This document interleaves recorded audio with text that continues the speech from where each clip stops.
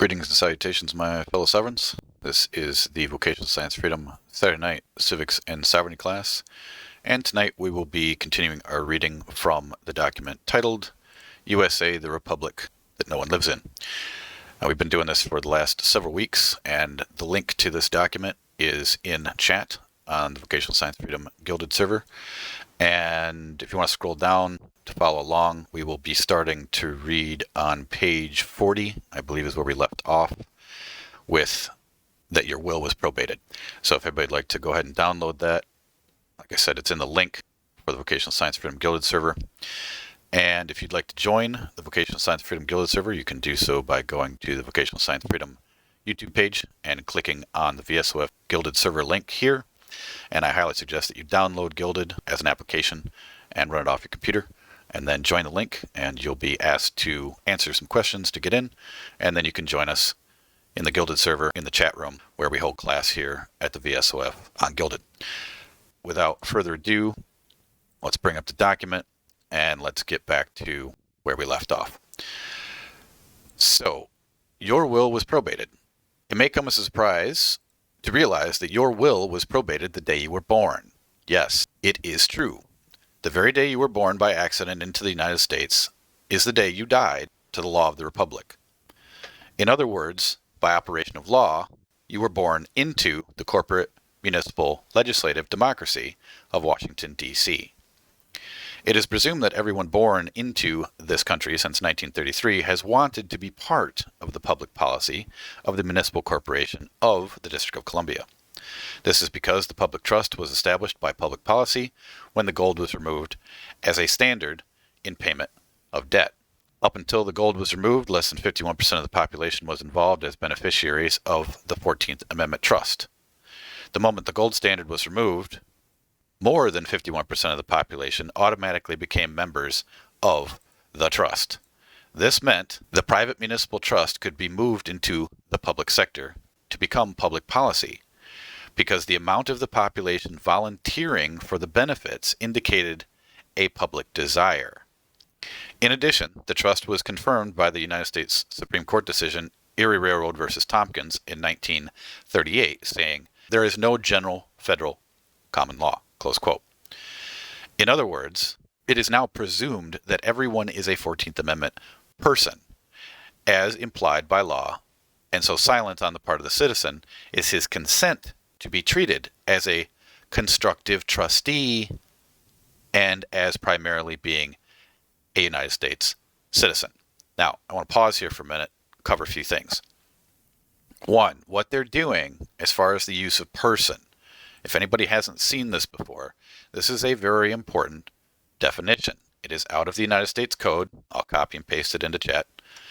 And what it says is that every person, human being, child, and individual, as including born alive infant, A, in determining the meaning of any act of Congress or of any ruling, regulation, or interpretation of the various administrative bureaus and agencies of the United States, the words person, human being, child, and individual shall include every infant member of the species Homo sapiens who is born alive at any stage of development.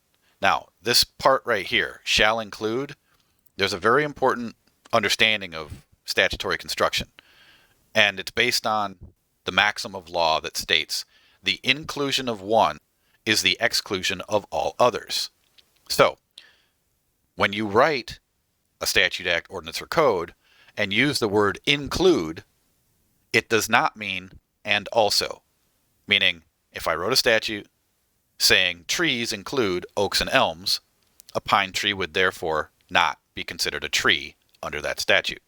So when you read this and it says all of these various different things, human being, child, person, individual, right, shall include every infant member of the species Homo sapien.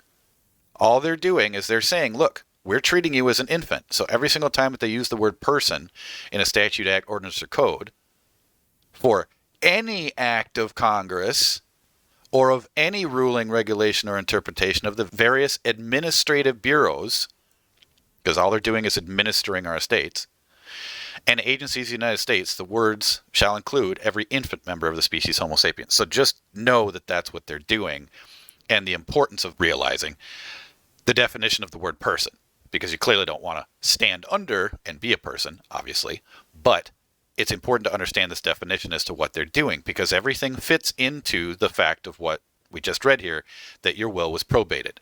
Because all they're doing is administering the estates of infants who have not yet come forward to claim their title under the common law. So with that, I'll continue. So despite the suspension of the fixed gold standard, the path to liberty for the individual lies in the state court of probate, because the general common law of the soil still lies in the state courts. And this is a little section from a bracketed piece of information. By the way, every time you see these little blue numbers, you can control and then left click on them, and they will take you to the references that they're talking about. So you just hit control, hit click on it. It'll take you directly to their website, and then you can look them up here in the number of which they were. So anyway, so this was number 79. The one I just clicked on was in regards to the absence of gold standard. There is no way to protect savings from confiscation through inflation.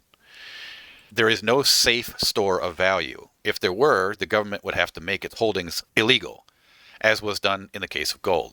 If everyone decided, for example, to convert all his bank deposits to silver or copper or any other goods, and thereafter declined to accept checks as payment for goods, bank deposits would lose their purchasing power, and the government-created bank credit, meaning Federal Reserve note, would be worthless as a claim on goods. Trouble is, it's worthless already, but we'll leave that for another time. The financial policy of the welfare state, the 14th Amendment Trust, requires that there be no way for the owners of wealth, property, to protect themselves. And this little section was number 80 here. And this is Alan Greenspan, 1962, chairman of the Federal Reserve Source Remnant Review newsletter. So Greenspan himself said this. So it's not like they're trying to hide what they're doing here. So to continue. Make no mistake, Congress is going to reestablish the gold standard in the near future. Well, that's debatable now, because this document was written, I believe, in the late 90s, so a lot of things have changed since then, obviously. But the vast majority of all of the facts and law in this document has not. But his opinion on what might happen clearly is up for debate. So anyway, the establishment of the unfixed gold standard will not change the law back to the way it was before 1933. Just because the Congress reestablishes the gold standard does not mean the masses of people will automatically be back under the public municipal law. It will still mean that if the individual wants to be free of the oppressive government of private law, it will take the individual effort for each to expatriate from the democracy back to the republic. This is a very important sentence. This is what I keep telling people who come to the VSOF about anybody else out there, meaning any of these so-called gurus out there that are trying to teach people about what's going on, that are trying to teach them that somehow they themselves are going to save them, meaning save the student, like Anna von writes. Only you can expatriate. Only you can claim your estate, because only you are the sole lawful heir of that estate. Nobody can do this for you. Now, yes, the Vocational Science of Freedom has documents, meaning the Vocational Science of Freedom status documents, do this. We claim our estates back. We rebut all the presumptions that the attorney uses to keep us under Roman civil law. But what you have to do is contact the VSOF, and I will fill them out for you. I do not give these documents out to anyone in an unredacted form.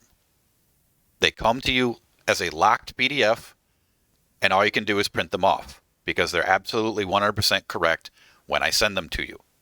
But the point is that, yes, I can do your documents for you, but you are the one that has to file them. You are the one that has to know how to stand on them, and you are the one that is going to have to know how to navigate your life after you've removed yourself from the democracy. So, to continue.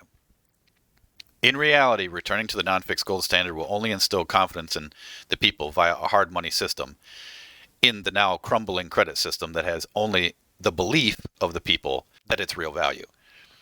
In effect, those who expatriate now are under the non-fixed gold standard.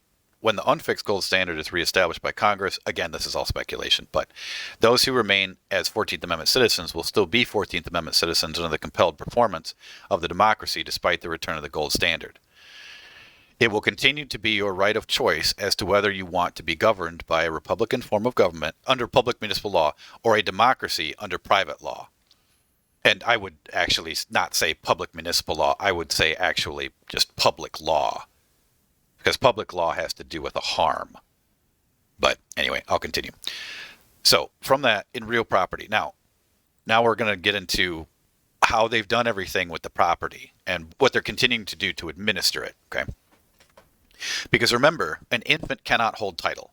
So just remember that. Infants cannot hold title. So until you correct the presumption on the public record, which we do with the VSOF proof of life and proof of age inquest, which is the only way to do it under common law. Only then, after you've rebutted the presumption, do you have standing to actually hold title. So with that, I'll continue to read here. So real property. There's absolutely no reason why anyone should lose his real property to this communistic system, democracy. The reason people do lose their property is because they are 14th Amendment citizens. As 14th Amendment citizens, you only have an equitable interest in the property. Technically speaking, you have legal and equitable interest, but you cannot execute upon the legal interest. I'm going to pause here for a minute. It's very important to understand that under Roman civil law, they split the title. Under common law, you have a allodial title or you don't. You either own it or you don't. Under Roman civil law, they split the title into legal and equitable. And the legal title holder is the one that actually owns the property or the land. And the equitable title is given to the infants, that are allowed to use that land or that property. That makes you, if you have equitable title and not legal, that then makes you what's called a usufructuary. It's an aspect of use, and this goes all the way back to ancient Rome when they did this, and they split these titles because they wanted Rome to control everything, which is why under the Roman system, everything deals with registry. You had to have your land registered under the Roman rolls, and then you were given equitable interest to be able to use it, but ultimately Caesar was the one who controlled everything. Because if you didn't have it registered under the Roman rolls, then, well, you weren't considered a Roman citizen, and therefore you didn't get the protection racket of Caesar. So, with that, I'll continue. Okay, so this is because as a 14th Amendment citizens, you have no access to the law side of the court, meaning the common law.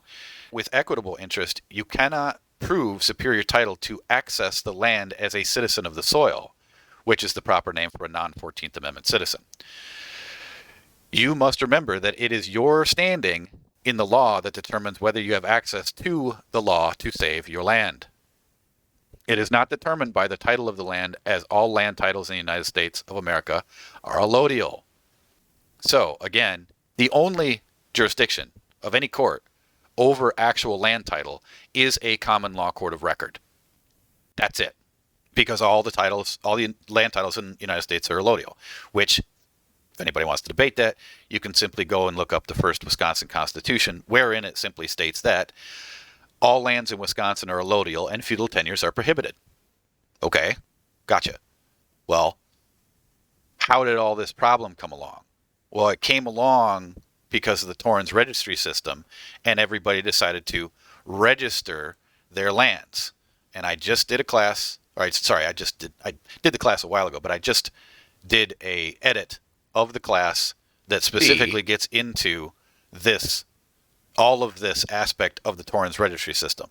So I will put this as a link into chat real quick so that everybody can watch it when they wish to. And it explains everything that's going on regarding the Torrens registry system, which, as I said, is this aspect of Roman civil law registry. So if you want to learn more about what the Torrens registry system, watch that class. And the class is Why We Lost Our Allodial Lands in America and How You Can Get Them Back. That's on the VSOF YouTube page, and it's uploaded onto Odyssey. Okay, so with that, I'll continue here. So We understand that. We understand what they're doing. So thus, land titles deal with land. Jurisdiction of the 14th Amendment deals only with the person, infant, remember, in relation to his interest in the land. A commercial system cannot create credit against the substance of the common law, land. They can only create it through the productive value of the infant, the person under the 14th Amendment. Now, I know I said a lot there in a couple sentences, but if you've been here for a while and you've gone through a lot of the VSOF classes, those last couple sentences shouldn't be very difficult for you. But the point is that they can't take the substance from the land itself. They have to do it and use this system through the administration of the estates of the infants. It's just another way to put it. So within the Declaration of Independence, Thomas Jefferson wrote, all men are endowed by their Creator with certain unalienable rights, that among these are life, liberty, and the pursuit of happiness. Close quote. You will notice that real property is not listed as an unalienable right. I'm going to pause here for a minute. The original drafting of the Declaration of Independence did have the word property in it, in this sentence. However, the problem is that slaves were considered property. And so Jefferson and all the rest of the people that worked on the committee for the Declaration of Independence, because Jefferson didn't write them himself. In fact, there's a lot of good facts that point to the probability that Thomas Paine actually wrote it. And Jefferson came in and kind of tweaked it later, as did the rest of the committee. But anyway, I digress. All right, back to this. You will notice that real property is not listed as an unalienable right. This is because real property was the absolute substance that made the individual sovereign. Absolute king in his own right in America. If you hold a allodial title to your land in America, you're technically a baron. And of course, we're all sovereign, even if you don't hold land. But the access to the common law and be able to do whatever you wish to do of that allodial land title comes from that title. It comes from you being able to hold title in allodium. So, to continue. In the feudal systems of Europe, the king and the church were considered as the absolute authority or sovereign because they owned the land. Jefferson did not consider real property even remotely close to falling into an alienable or unalienable right because the substance of the land was the true basis of that liberty. Okay, he has a point there, but it really was the point of what I just spoke about. Land could not be pledged in commerce because it was unmovable and is the substance of the common law. You cannot take sovereignty, land, from a sovereign. Sovereignty, after all, implies that nothing can be more supreme than supremacy, so supremacy cannot yield its essence, land, to another. Makes perfect sense. However, the sovereign can give sovereignty up by his or her choice, as per the 14th Amendment. The people hold the land. If the land were considered to be a substance that could be alienated by the government would be the sovereign or king, and the people would be the serfs, again, as in medieval Europe. Remember, the land is the law. He who controls the land controls the law. The power to alienate the unpeopled territories of any state is not among the enumerated powers given by the Constitution to the general government. And if we go out of that instrument and accommodate to exigencies which may arise by alienating the unpeopled territory of a state, we may accommodate ourselves a little more by alienating that which is peopled, and still a little more by selling the people themselves. So all of the land in the West that no one has settled yet, and yes, there's a lot of it out there, that's managed by the BLM, you can still to this day, as far as I know, go out and make a claim on unsettled land. But you have to maintain it. You have to stay there for 7 years. And then you can actually get an original land patent still from the lands which are not yet claimed. It's because the government is only holding it in trust for us, the sovereign people. It is simply still land that no sovereign has decided to go out and start using and claiming in their allodial title. which is the original land patent. Because it says in the land patent, with the addendum clause that's in each and every land patent, it says, to his heirs and assigns forever.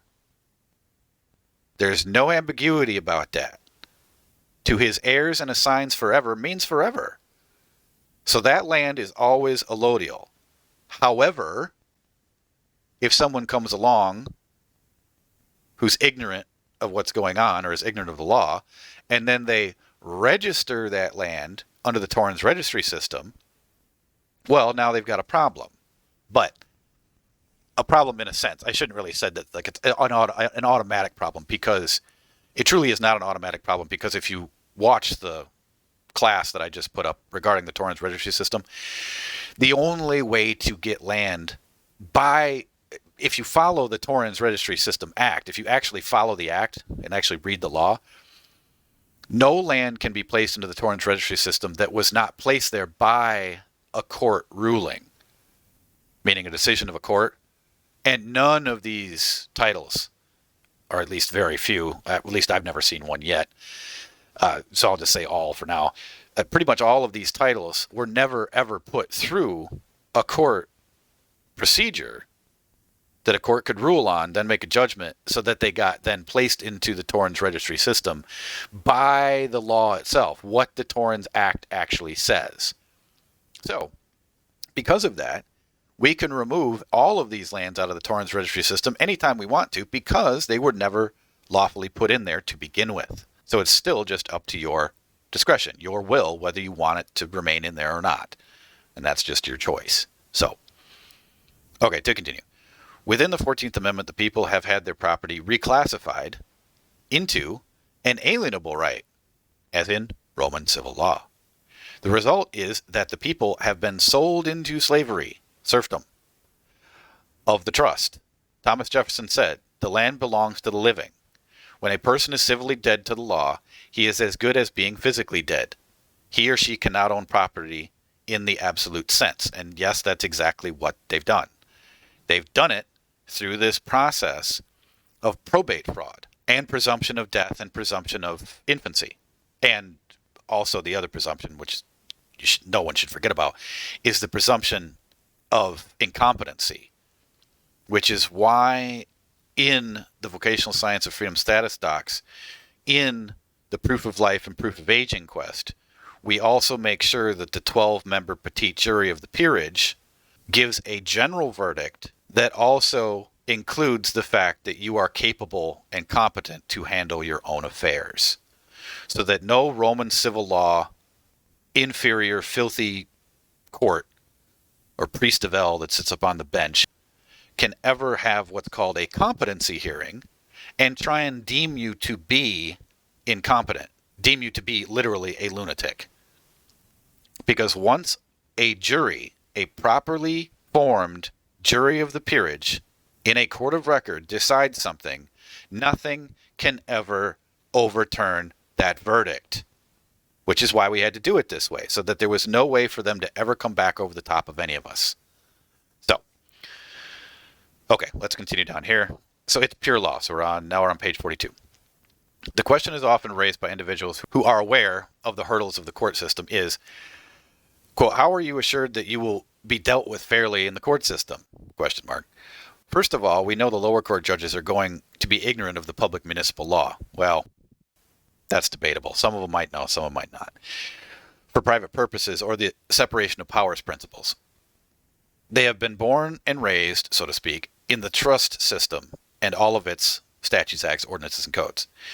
The only way we may get due process is to appeal to the appellate courts. Now, I would disagree with that, because obviously you can just open your own court of record and file suit, come upon an action at law, and do what you need to do, as long as you've corrected your status. So I disagree completely with that sentence. It's the only way that you may get due process is to appeal. Well, no, because if you don't have the standing, then it doesn't matter to appeal, because they're still going to treat you as the 14th Amendment citizen slave anyway, so it doesn't really matter. Okay, so anyway, the second question that follows is, how do you know the Supreme Court of the United States will hear a case? Many may not know that there are 2 floors to the Supreme Court building itself. The second floor, meaning the higher law, has not been used since 1933, when the people gave up their law, gave up their gold. The second floor represents a higher law. It is that higher law that is being accessed with this approach. Anytime the higher law is at issue, U.S. constitutional issue, the Supreme Court has to hear the case. There is no option. And this is true. But, again, only if you have the standing to bring the suit. 14th Amendment citizens do not have the prerogative of being heard at that level of law because they are operating outside the Constitution. Well, they're actually operating under Roman civil law and being administered their entire lives through this probate fraud. Which brings us to the next section. Take back your estate. There should be an exclamation mark there. It seems that if one seriously questions the government's tax and economic policy or challenges the tax collecting agencies, that he will be labeled as a quote-unquote tax protester. Remember, a quote-unquote tax protester is a 14th Amendment person, infant, who is required to file a return and pay a tax. However, you must take aim at the agencies that are the trustors of your estate. I should actually say trustees, but that's fine. I should actually read trustees of your estate. And when you do, you will be dealing directly with the Internal Revenue Service and the taxing agencies of your state.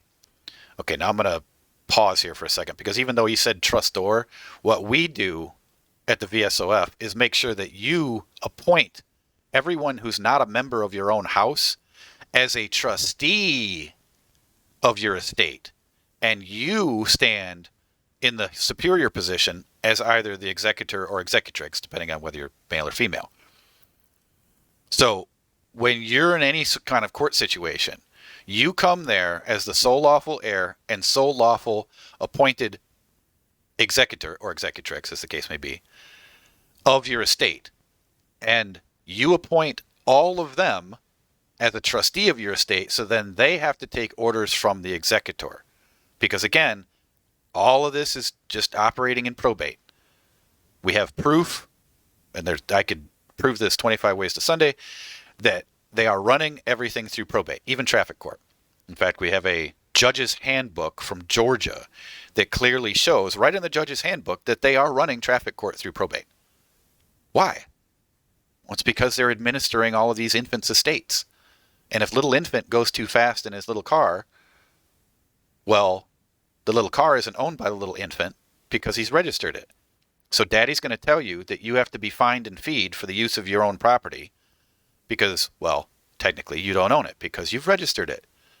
And again, this is just administration of abandoned infant estate property, or also termed the res, R-E-S, the things.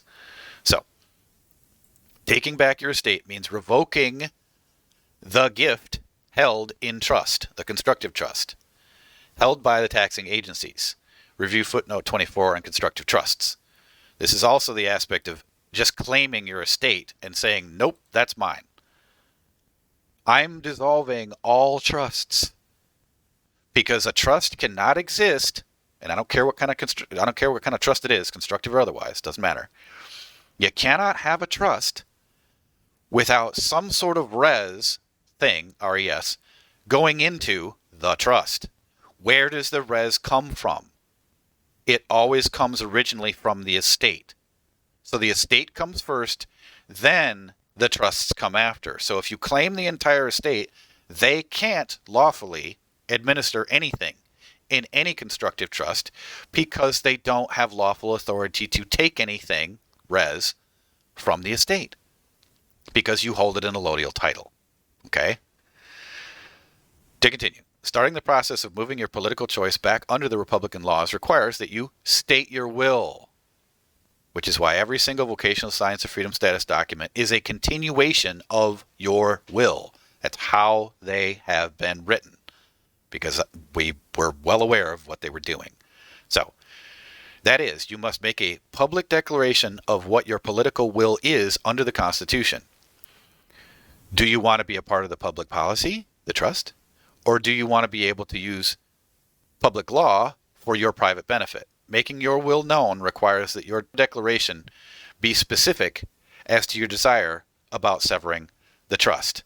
And yes, again, all of the vocational science freedom status docs take care of this problem.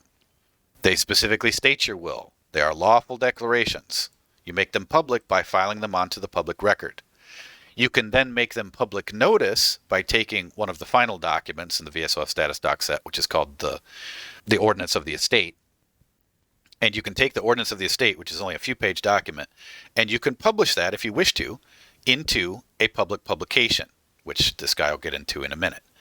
But then you can make it so that you get from the newspaper an affidavit saying that you published it and gave notice to all of the rest of the world that you've done this. That's called a broadside.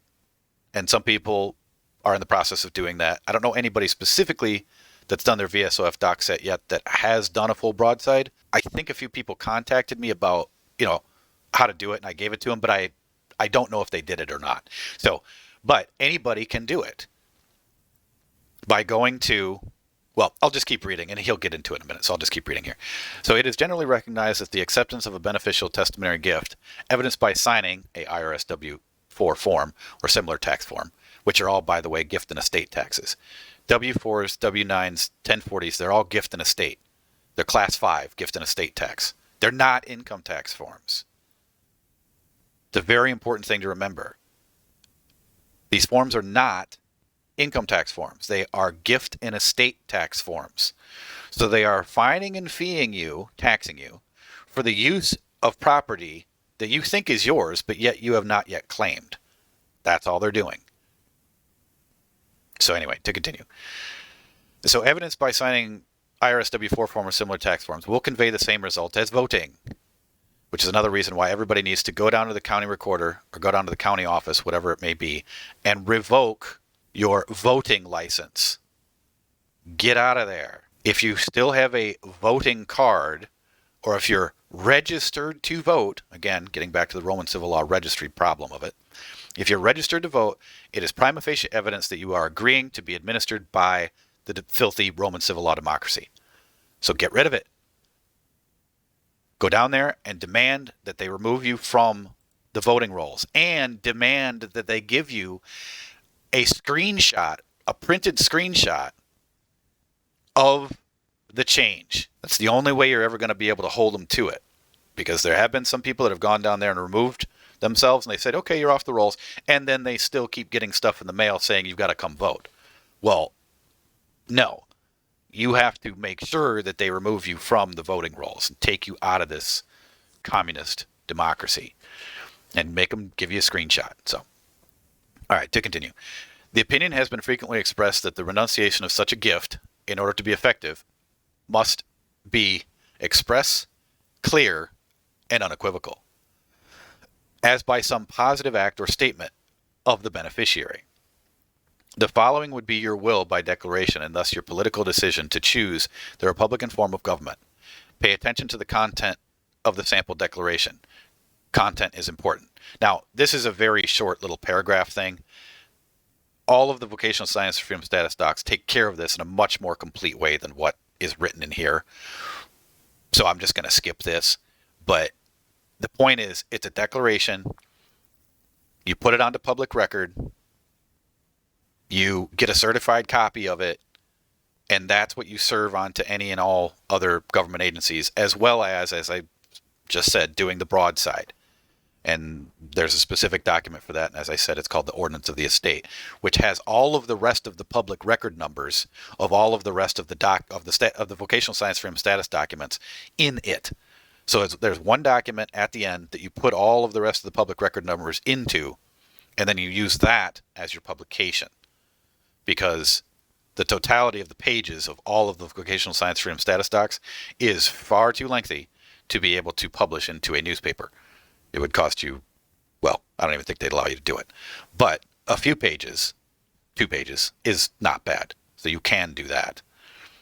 So I'll just skip that for now. So anyway, publishing your Declaration of Independence, or I should say, publishing your vocational science and freedom status documents, according to your state's legal notice statute, fulfills this requirement. Some states require the legal notice to be published only once. Other states require 3 times some more, etc. Check your legal notices in your state statute books. And usually, some newspapers will want to put the declaration under public notice, which is okay. That's where you want it. But in the state statutes, they will also state what publication in the state is considered to be lawful notice when you put your public notice into it. So definitely check it, because some states only have one, like say one state journal, and they're usually called a state journal of some sort. And by statute, that's the only one that then counts as your legal notice. So just be very aware of that. If you wish to do, after you get your vocational science freedom status docs done, if you want to do a broadside, just make sure you look all that up, okay? So a word of caution. Some people have filed their notice, quote unquote notice, in the court without advertising it in the newspaper. If your state statute books require a notice to be published in the newspaper and you do otherwise, the system does not have to recognize the notice, so beware. You must start your process by severing the trust by filling your Declaration of Independence, or by filling out your vocational science and freedom status docs. Once you have filed it and it has been advertised, the newspaper will send you back an affidavit of publication. This will be one of the exhibits you will use as evidence to the probate court of your will. And it's also an exhibit that you can use and keep with you on your house records to prove that you have put the whole world on notice that you have expatriated, claimed your estate, and that the findings of the court of record of the petite jury in the proof of life and proof of age inquest cannot be questioned. So it's just another layer of protection, if you will, to make sure that you go ahead and do that.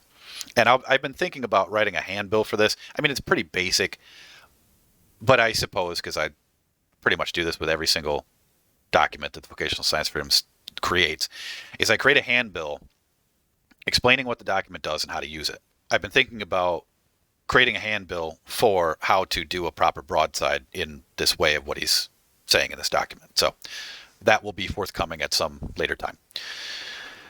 Okay, to continue. What have you lost or gained? In the 14th Amendment Trust, you were offered benefits. Now, I'm going to make another point here. If you take a benefit from something that's in trust, you are abstaining from making the claim to your entire estate as being the heir. There's a word for it. It's a Latin word. It's called beneficium abstinente. If you accept the benefit, you are abstaining from being the heir. Now, way back in the day, under Roman civil law, there used to be situations where you would end up possibly being in a situation where you would be an heir to an estate that was actually underwater, meaning it had more debt than it had actual property. And so that's where that term literally comes from, the beneficium abstinente. You're saying, hey, look, I don't want any part of this. This thing has more debt than it has assets, so I'm saying, I'm abstaining, right? But the same thing goes the other direction too. If you're taking a benefit, a snippets from them and allowing them to administer your estate, you are basically abstaining from taking your rightful place as being the sole lawful heir. And when you do that, then they figure that that's what your will is, and they just keep running you over. So, when you move back to the Republic, you lose the benefits and you gain freedoms. Here are a few examples. Little table here. So what have you lost or gained? Losses. Relative property rights, which means you're the usufructuary and you can only use the property, so you only have equitable title. Over here, under the common law, absolute property rights. This is where you hold a lodial title. Over here, you lose the compelled performance, guilty until proven innocent. Over here, true liberty to volunteer, innocent until proven guilty. So the Roman law system is this, guilty until proven innocent, and the common law system is innocent until proven guilty. Losses, Social Security. Gains, develop your own security. Losses, all government aid. Meaning once you do the Vocational Science Freedom Status Doc set and you claim your estate and get the hell out of the system, you can never go back and say, oh, Daddy, I needed a handout. Can you please help me? No. Absolutely not.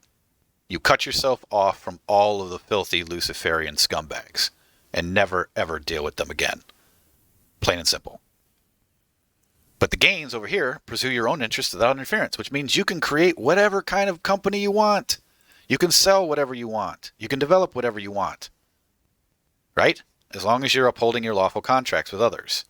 And you can all deal in gold and silver, which means you can ask for gold and silver directly from your customers. You don't have to deal in Federal Reserve notes. Something that people should start thinking about doing. Over here, what have you lost? Government supervision. Over here, what you've gained is development of your own standards, meaning you are now a sovereign. You now have what's called the law of the domicile. Whatever you say is the law on your land is the law on your land. If you put up a no trespassing sign that says, or I should say no trespass sign, because that's technically the right way to say it. So you put up a no trespass sign that says, and literally like has a contract that says, anyone who enters this property is subject to the law of the House of Smith, whatever your house is, and that each trespass shall be punishable by such and such a fee, or simply by death. I mean, whatever you want to put on that sign is your law. That's the law. And if they choose to enter into that contract by jumping over your fence, that's their problem. And that goes for anybody. That means any filthy FBI agent. It means any filthy cop that wants to try and come in and do something to you. Anything. Anybody. Doesn't matter. Even the United States military itself. It doesn't matter who it is. I don't give a shit what fancy, stupid clown outfit they have on. When you have a loyal title and you're sovereign, anybody that crosses that fence is subject to whatever law that you have decreed. And there is nothing that can alter that. And that's truly how our American system is supposed to be. But, to continue. What do you lose? Indirect taxes. What do you gain? Only direct taxes, meaning truer value for every dollar that earns plus financial pursuit. So, meaning, would you still have to pay gas tax? Sure. Because you go to the pump, you squeeze the trigger, you pay the tax. But the tax goes to pay for the roads. Okay, fine. If you want to pay gas tax, you can create your own gas, or you can make your own alcohol, or you can make your own diesel fuel, and then run whatever engines you want to on that, right? And there won't be any government regulations to tell you how you can or you can't run or create anything that you wish to own, meaning like your own vehicle, right? Licenses. You won't ever have to worry about ever getting a license to do anything again, because you gain over here full right to contract with anyone for anything without licenses. So the whole idea of the infants have to go get a license because they need a permission slip from daddy to go do something is out the window. So, okay, next section. Be your own lawyer. Did you know that your state's attorney general's office is not within the true government non-commercial complex? In fact, you may find it housed with the tax collecting and enforcing agencies. That's right. This is because they are only there to handle private law for public commercial purposes. This is why all attorneys have the title attorney at law. They are only licensed to practice private law for public commercial purposes. Now, the funny thing about an attorney at law, technically at law means common law, so none of them are actually attorneys at law. They're all attorneys in equity. I'll give them that. But none of them are technically attorneys at law. So, only the individual as a non-14th Amendment citizen can be an attorney in law. Right, that's probably good. In law is probably better. This is because you, as the governed, control the absolute law when in the Republic, as I clearly stated with the law of the domicile, so I don't need to repeat it. You can exercise control over the grant that authorizes those who have the privilege franchise to use private at law, and its equity for public commercial purposes. In other words, the individual has the power, as a citizen of the Republic, to torpedo and destroy private commercial law ventures that are being misused for public commercial purposes to his or her detriment. Basically, to break that sentence down, you're not subject to Roman civil law anymore. You can do whatever the fuck you want to, as long as you're not causing damage, harm, loss, or injury to some other being, and that would include the infants, and you uphold all lawful contracts, meaning contracts that clearly are lawful, meaning that there's two parties, there's meeting of the minds, there's lawful consideration, they're not unlawful to begin with, meaning you can't have a contract to go kill someone, so on and so on and so forth, right? All of the things that make a contract lawful. You can do that as long as you're not causing damage, harm, loss, or injury to anyone else, right? So you just get rid of Roman civil law in its totality. That's what happens. We are each personally obligated by the Declaration of Independence to individually challenge unjust private law, making unjust commercial policy that violates our own personal liberty. Exactly. Which is, again, back to the law of the domicile. When we all personally and individually gain the inspiration of the Declaration of Independence, as the early citizenry of this country did, we will each see, quote, a long train of abuses and usurpations to reduce them, us, under absolute despotism, is there, our right. It is their, meaning our, duty to throw off such government and to provide new guards for their, meaning our, future security, to alter their former systems of government. Close quote. Each of us functioning in this individual capacity can act as a majority to destroy the despotism, quote-unquote despotism, obviously spoken of in that document, of private law operating as public policy, meaning Roman civil law, opposing our absolute freedoms. Because, and that's a very good point, every single sovereign in a republic is a majority because you have the common law on your side, which means that you have the right to do whatever you want to as long as you're not causing damage, harm, loss, or injury to someone else, and you're upholding all lawful contracts. So, to continue. In the Republic, the majority does not rule, the individual rules. The Constitution is designed to protect the minority from the majority because it provides for the private individual to use public laws to protect his personal belief system from the majority. It also, well, I shouldn't say the Constitution does, but you have to think of it like this. So you have to think of it from a hierarchy of power. So where does all power stem from? The sovereignty. Who's sovereign? We are. Okay. How'd the government get its power? We, the sovereignty, said, you know what? We don't really feel like doing, this, that, or the next thing, meaning the things that are enumerated in the constitutions of which the government should do. We don't really, ourselves, we the people, feel like doing this on a daily basis. So what we're going to do is we're going to vest some of our power to you guys over there to go do this stuff, whatever it is we write down. You're vested, or they are vested, the government is vested, the constitutional Republican government is vested, let's put it that way, with our power under good behavior. If they don't behave, we can divest them of that power. That's called convening a grand jury and trying them for treason or any other long list of crimes under the common law that you wish to put on their head as a grand jury. So from that, the power comes and stems from us to the government. So if the original power comes from us, but yet we created a government which has the capacity to hold courts, does that not still mean that we do not have that same capacity to hold our own court? And the answer is yes. And those courts are called courts of record. And when you are a sovereign in a court of record, you decree the law. It's called the law of the case. You decree the law of the case. It's your court. You're the prosecutor. That's it. Defendant doesn't like it. He can go get 12 other sovereigns and then ask for jury nullification and say, hey, we feel like this sovereign's a little crazy. Can these other 12 sovereigns come protect us and say, hey, we think you should nullify that sovereign's law? The answer is yes. That is true jury nullification. That is how our American system of jurisprudence is supposed to work when everybody is acting as a sovereign. So, to continue, if you decide to pursue expatriation by using 15 statute at large and filing your declaration, you need to be aware that you cannot use as precedent law that others have gone this way before you. Right, because you're making a sovereign decision of yourself. In other words, you cannot use the fact that someone else is expatriated and gone through the probate court to have their trust under the 14th Amendment severed as a reason why the court should act only on your behalf. Besides, you don't need to anyway, because everything you need is in the Expatriation Act, which is, of course, what they're talking about. The Expatriation Act is, and I'm pretty sure of this, but don't hold me to it 100%. I'm pretty sure the Expatriation Act is what is codified in the 15 statute at large. I'm pretty sure.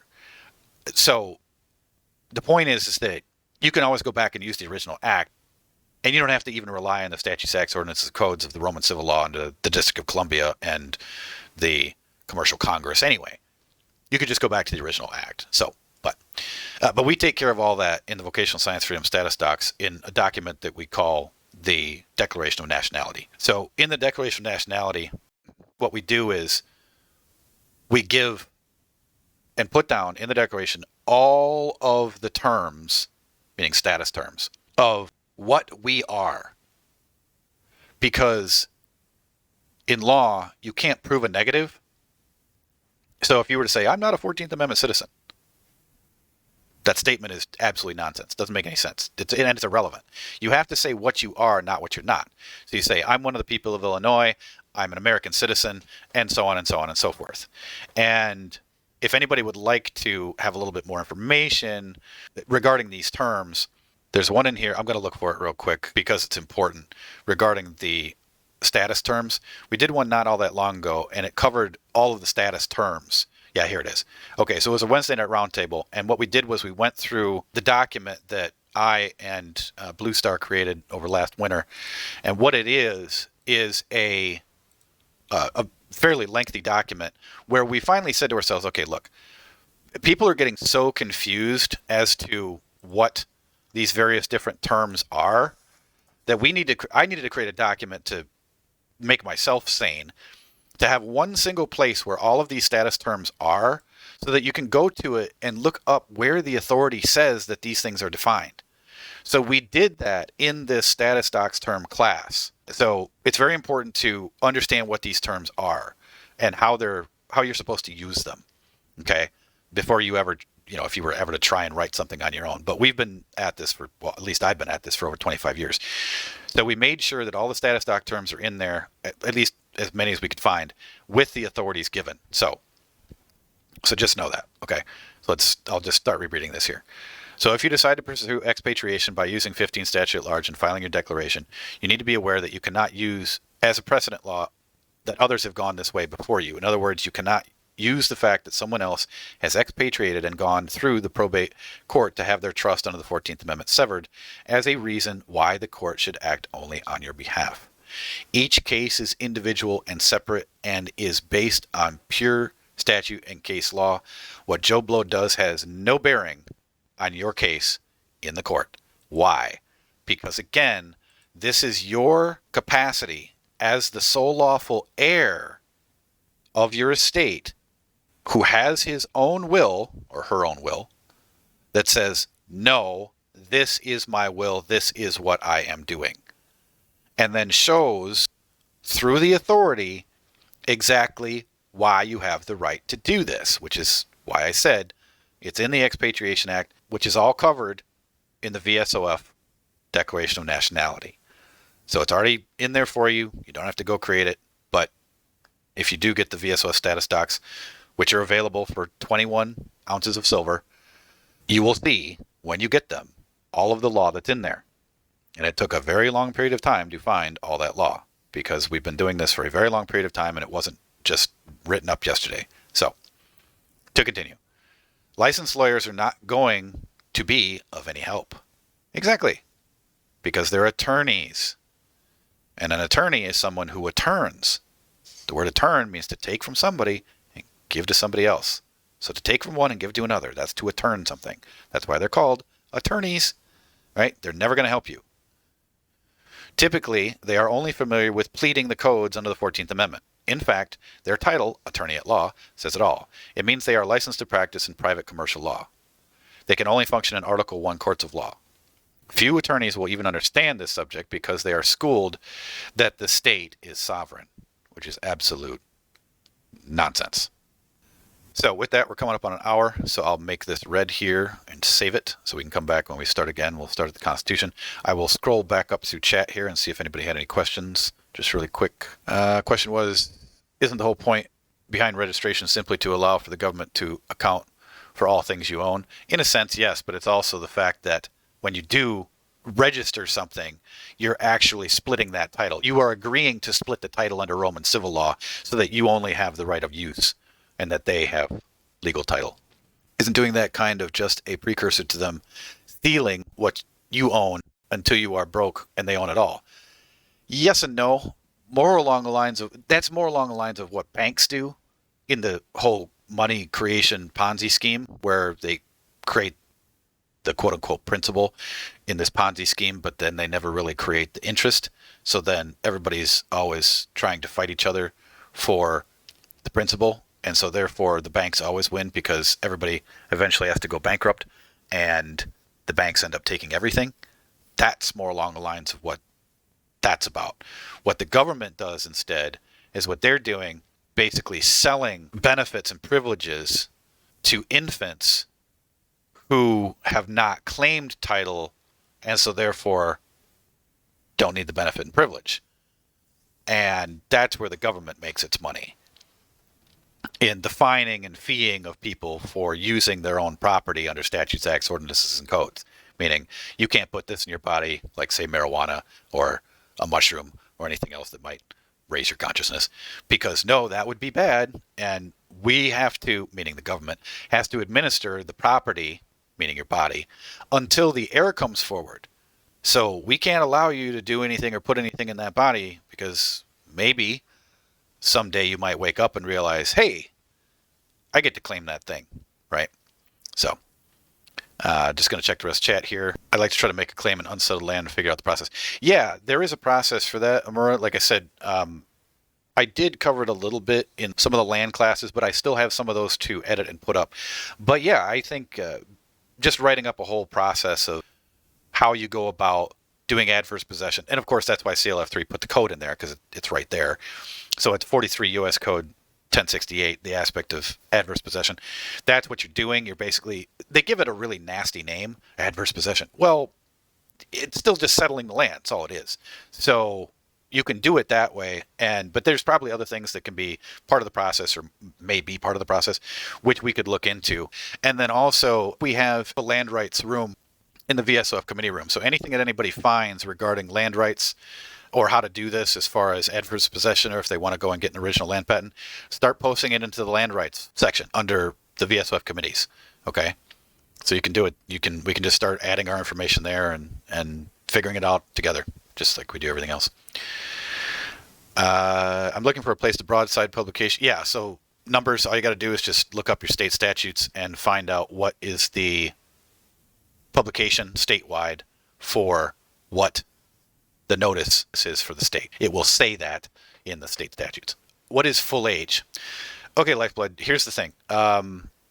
If you want to fully understand the understanding, get the understanding of what this is, you want to go read the Magna Carta and specifically read Article 3, 4, and 5 of the Magna Carta.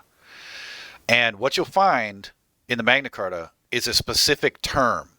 And that specific term is having come of full age, or having come to full age, depends on the translation that you read the Magna Carta from. Coming of full age means that you have the capacity to handle your own affairs. Now, what they used to do in England, under English jurisprudence, is they used to have this court called the Court of Wards and Liveries. And you can look this up on Wikipedia if you want. And what the Court of Wards and Liveries used to do is that everybody used to be a ward of somebody else, meaning you might be born of this, say, member of the peerage, but another baron might be the one that was in charge of your upbringing and your schooling, right? Or you might be subject to be a squire under a knight or something of that ilk. And so what they did was that they had this Court of Wards and Liveries where you had to go into this court and you had to prove that you could handle your own affairs. And that term under the Magna Carta was specifically come of full age. And yes, CLF3 is right. It also specifically states some of it in the Sesquiquivai Act of 16. And there were other Sesquiquivai Acts before 1666. But yeah, you can look that up as well. And so when you're thinking about this, what does it mean to come of full age? It means that you're no longer an infant. So if you've come of full age, you're no longer an infant, then that means what? It means you can no longer be considered a person under statutory law. Because as I showed before, up above, the aspect of what the definition of a person was, it means that you have to be an infant.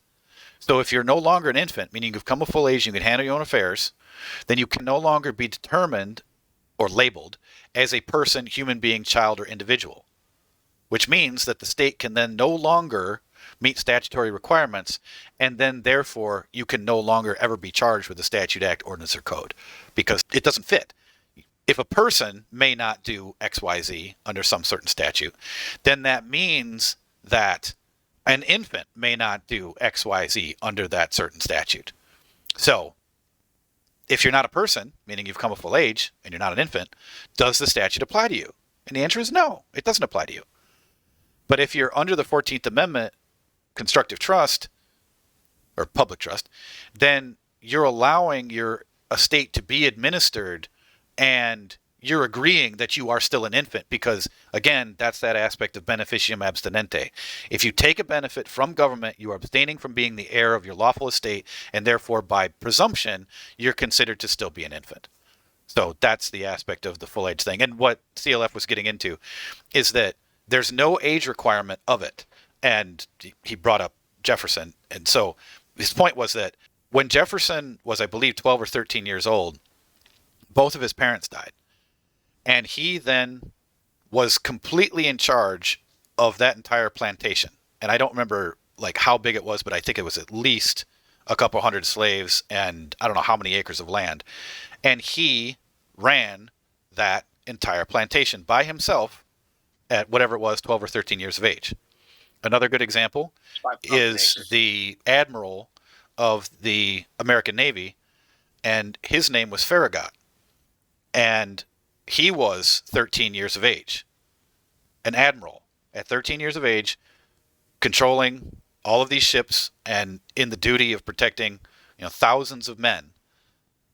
Do you think that that man had not yet come of full age? Of course he had. He could handle his own affairs, and that's what it means. And that's the point where it's why it's not a number. Because you could have somebody 50 years of age and not be able to handle their own affairs. Guess what? They have not come of full age. So, okay, so with that, I think we'll end there. So I'd like to thank everyone for coming. Again, this has been the Vocational Science Freedom Saturday Night Civics and Sovereignty class. And I will see you guys on Wednesday night, 7 o'clock Central Standard Time for our open roundtable. And until then, stay safe and stay sovereign.